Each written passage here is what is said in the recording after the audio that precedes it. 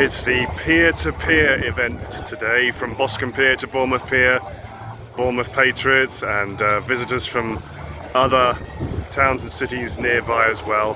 And this is a march, obviously Bournemouth Patriots against and fighting back against the uncontrolled and unquoted, chaotic, illegal migration that we have at the moment.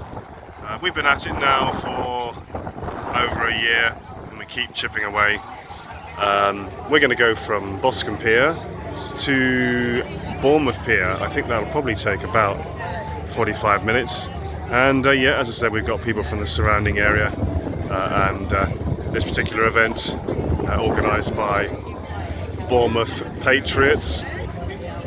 We just keep chipping away. Now we've got a situation where, of course, a lot of illegal migrants will be moved from migrant hotels, so-called migrant hotels, into HMOs and other accommodation in communities, sometimes in villages. What's going on at the moment is, well, we're living in surreal times, aren't we? And it's going to be down to people power. It's going to be people power that's going to be the way through and the way out of this situation. We just want and we need what most countries have always had, a sensible, measured, quotas-based, vetted migration and immigration policy. At the moment, we've not really got any policies. We don't have a policy at the moment, and one of my arguments when I'm talking to people on the, you'll say the left, I hate to use labels. I think of myself as somebody in the centre, a centrist, but I do get labelled far right, and I often say to people on the left, where do you draw the line? There seem to be no limits, no quotas, no concept of limits or quotas. It's just chaos, it's endless. How is it helping this country? How is it doing anything about any of the issues in the countries people are coming from? How is it dealing with any of the underlying issues? How is this a solution to have endless, and it is endless, swathes of people leaving countries and coming to countries like Britain, France, Germany? It's Reverend Chris Wickland. Yeah, thank you for coming into the camera lens there. That's all right.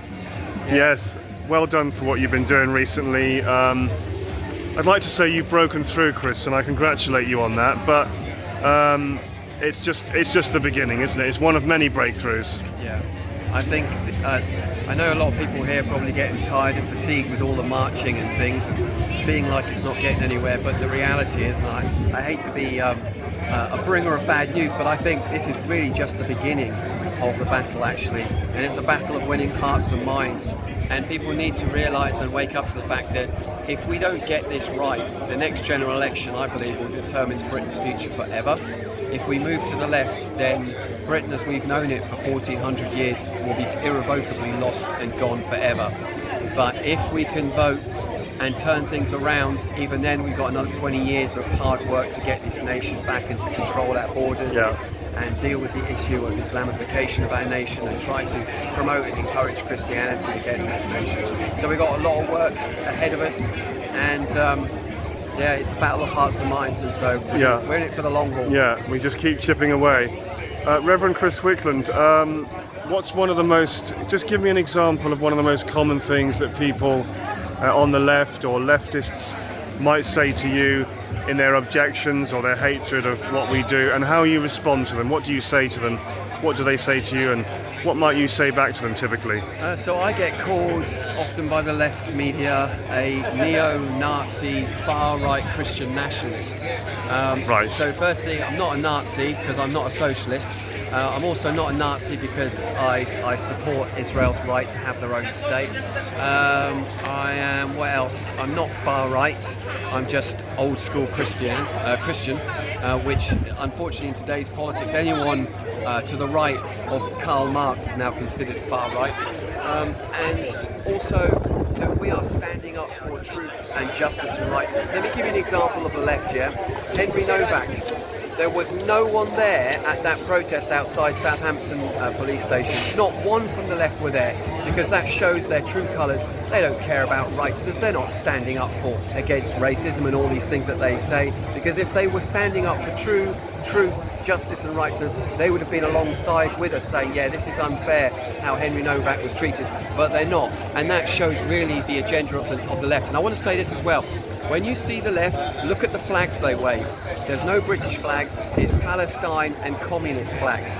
Now that should make you think, what is it that they are trying to bring into this nation? And I'll just leave it with that.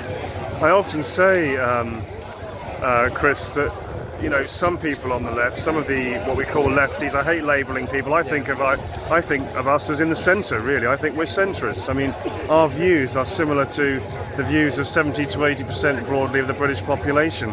Yet we're called far right. To me, it's centre ground. We're centrists. The things that we're arguing are so obvious and healthy to me. Yeah. And yet this label far right keeps coming back. Yeah, it's basically a tool. It's a form of gaslighting, which is a form of it's a form of propaganda war, really. And so if they keep labelling us far right and things like that, we'll be so like, oh, I don't want to be labelled a far right Nazi or anything, so I better just shut up and back down. It's just another form of cancel culture. It's a form of shame culture. But the thing is, people don't believe it anymore. Words don't mean anything. You can call me what you like. I don't really care anymore. I know what I am, and I stand up for truth, and I stand up for Jesus, and I stand up for Christianity, and that's what I stand for. And if people think that's far right, well, then Jesus is far right, and Jesus is a bigot, and Jesus is a racist, and Jesus is a misogynist. It's utter, absolute crass nonsense. There's a lot of confusion, isn't there, Chris, about how a Christian should view and feel about migration and immigration. There are a lot of cliches, a lot of confusion. I think people in the church are split 50-50, how they should be feeling, what they should be thinking, what does the Bible say. So it's not as if Christians all stand for have the same stance on migration and immigration. I mean, would you say it's 50-50, Chris? I would say probably more like 70-30 of Christians being pro-open borders, pro-mass migration. Because Christians, and I don't mean to be rude, but either they A, don't know their Bibles very well, or B, they do, but they just choose to ignore it. The Bible's very clear to be kind to the stranger. So we've always been like that as a nation. We've always had, allowing people to come into our country. With what happened in Ukraine, we've had a lot of refugees come over, and people are more than happy to do their bit. The problem is with Christians is that they don't understand the Bible also says in the picked scriptures that they cherry pick from the Torah, it says, but if those that dwell amongst you, they must live by your customs, your ordinances, your statutes. Also in Deuteronomy 28 and various other writings in the prophets, the books of the prophets, it talks about cultural assimilation as being a judgment of God and a curse of God. And most Christians today do not want to hear that. They don't want to know about those scriptures because that actually says more, forgive me for saying, it says more about them and their heart and their attitude to the authority of scripture than anything else. And that's the problem that we've got with Christianity today. People are more interested in their opinions than what the Bible actually says. I find that what they're actually endorsing, it may come across as peace and love and all this, but actually what they're endorsing is very scary, very corrupt and very dangerous. Yeah, and they don't even realise it, some of them. That's right, it's suicidal empathy. Yeah. It's just be nice, let's just be nice while terrible things are happening in our nation. You see, Christians should be standing up for righteousness, but instead with this sympathetic or this suicidal empathy, we're turning a blind eye to that which should be glaringly obvious that's going on in our nation right now. There is the Pakistani Muslim raid gangs, and we have to address it. But a lot of Christians don't want to address it because they don't want to be deemed politically incorrect. And that's kind of the problems that we've got going on today. And with leftism, or what we call, lefties, again, it's horrible having to use all these tribal labels, isn't it? Because we want to be, we want to have empathy with each other, we want to be debating properly, but instead we seem to be forced to use these labels, don't we? Like left wing, right wing. But I think a lot of them are genuinely, I don't know if you agree, Chris, but a lot of them are genuinely brainwashed, and they genuinely think that what they're endorsing is right and good, Yes, yeah. and they genuinely think in their heart, they've been led to believe, they think that people like us are off the rails, misguided, nasty, and they genuinely think that. But I also think there are some, Chris, that know exactly what they're doing, and they're just nasty Yes, like people. They know exactly what they're Antifa up know to. exactly what they're doing. They're Yeah. just nasty, evil people that are for anarchists. That's what they are. They're Yeah. anarchists, and they want socialism. They want communism. They know exactly what they're doing. They hate people. They're just nasty. They're vindictive, and the fact that they're not dealt with in the way that they should be by the law is beyond me. But there we go. Welcome Yeah. to Britain. Trying to unravel how we've got to this point, Chris, and it's so complex, and it hasn't just suddenly happened. It's been developing and coming together for years, hasn't it? And now we've got like a culmination of things. It's reaching a climax now, isn't it? Yeah. 25 years of immigration. We've seen more immigration into the UK in the last 25 years than in all of Britain's history as being an island.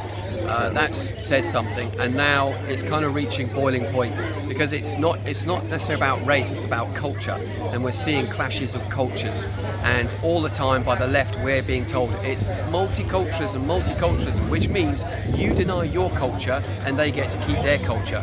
You do that, what's going to happen is nature abhors a vacuum. Eventually that culture will take over our culture, because we're not allowed to defend or stand up our culture. How can they integrate into our culture if we're constantly being told by our politicians you're not allowed to have a culture? There we go. And surely, if we're Christians, we should be balancing the welfare and the rights and the well-being of the indigenous population that are already here with the rights and welfare and well-being of people coming into the country. But there seems to be a disproportionate bias, doesn't there, in favour of the rights Yes, that's and right. the welfare of